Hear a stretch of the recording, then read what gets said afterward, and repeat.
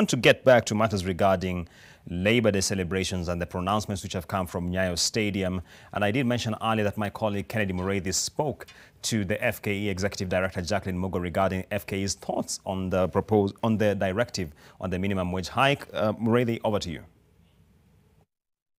Just to get your views on this, you're saying that you had what you wanted when you're coming to the table, but there is that has been given by the president, considering all the other prevailing measures. What do you think of that 12% that has been given by the government?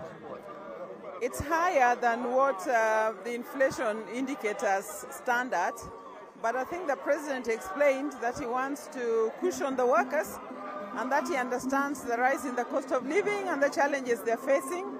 For us as private sector, it will mean us going back to the drawing board to see how we can absorb those additional costs. But the president also appealed to us as private sector in terms of partnership to be able to accommodate that increase. It is going to be a difficult one to comply with, but we will comply with it because once it is pronounced by the president, then it's the law, and we always follow that. So, well, you're saying that it is going to be a difficult one for you to effect, but then again you're saying that there was a push and pull between you as the employers and also those that represent the employees. What would have been something that you could take as shocks as employers?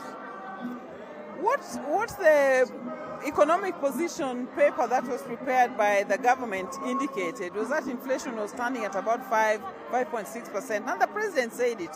So to give 12% increase, that's above the inflation, which is not normal. But I think given the current difficulties that the economy is going through, and the fact that the lowest paid workers, those in the informal economy, those who are unemployed, are going through challenges. As Kenyans, we have to find a way of coping with the current situation. Business people always rally back.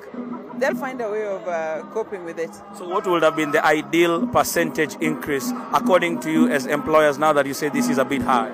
Our appeal to the government was not to give an increase, to maintain the minimum rates where they are, because that is the entry point into employment.